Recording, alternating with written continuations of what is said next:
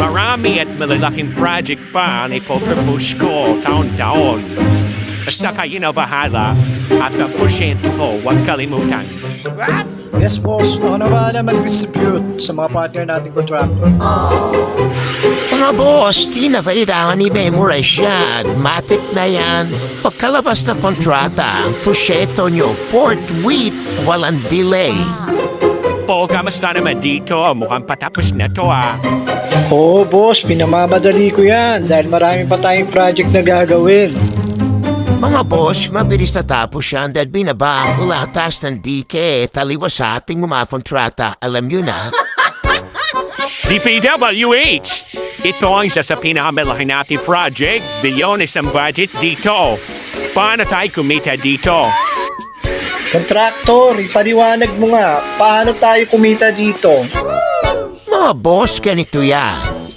Kailangan magtipid tayo dahil 3/4 ng budget sa busa natin napunta. Kaya 10 tao lang nilagay kong workers. Total, manilipis na semento lang naman ang nilagay ko dyan. Magaling! Genius ka talaga, contractor. Wow, tama. Ganun nga dapat ang diskarte. Siyempre naman mga boss, paano pa tayo naging buhaya kung di tayo magaling mag-isip ng diskarte? Ito na ba ang isa nating project sa Bulacan? Di ba malit lang ito Madali lang matatapos to. Oo, boss. Madali lang yan. Di ba, contractor? Oo naman mga boss. Gusto nyo ngayon pa lang, apusin na natin yan Hoy mga workers, tigil na yan. Tapos na ang trabaho. Pero wala pa po kami nasisimulan. Di na mahalaga yun. I-declare na lang natin yang project accomplished. Tapos na yan. So, igogos project na lang natin yan. Ganun ba? Okay, madami ang kita. Hindi na kamusta. Darating ang mga boss nating mga buhaya sa DPWH at mga buhaya na mga politiko. Kaya umanda kayo. Sige po, nakatabay lang kami dito. Yan, tama. Ganyan yan. Baguhin mo ang original na plano. I-reduce mo sa 1/4 lahat ng budget sa materialis. Babawasan ko ang kalidad ng bakal para magkasya ang budget. Oh, ganyan nga. Imbis na makapal na 3 inch, gawin mong 1 inch lang. At imbis na 10 metrong haba, gawin 5 metro lang. Madi yan. Nipisan nyo pa ng gusto para umabot sa 3 kilometro ang semento. Hayaan nyo ng masira agad para ipagawa uli ng gobyerno. Another project again. O kayo dyan, huwag nyo masyadong galingan. Walang overtime to. Darating ang mga larikas ko ngayon. Bilisan nyo na. Hay, sarap ang buhay talaga. Bilyonarya.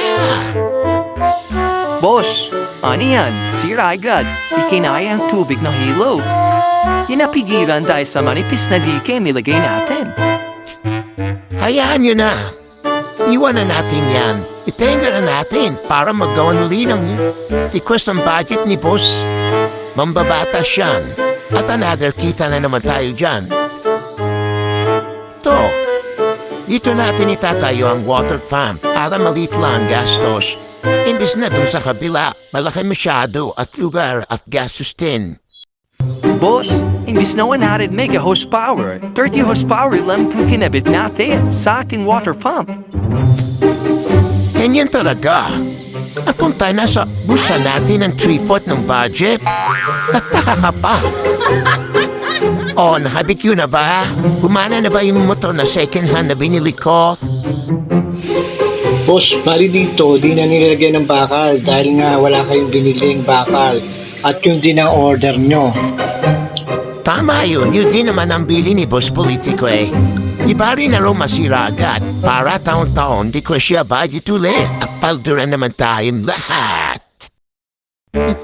Ganyan nga, manipis na simento at walang bakal. Tinigot ko ang lugar, mukhang di naman mahalata kung di na natin gagawin to. Baka di makita as ghost project to, niplipat ko lang masyadong nakatira. pwede na tayo makalusot dito. Yes, boss. May pangbakasyon na naman kami ni Mrs. nito sa abroad. At kayo, makakabili din naman kayo na another luxury car.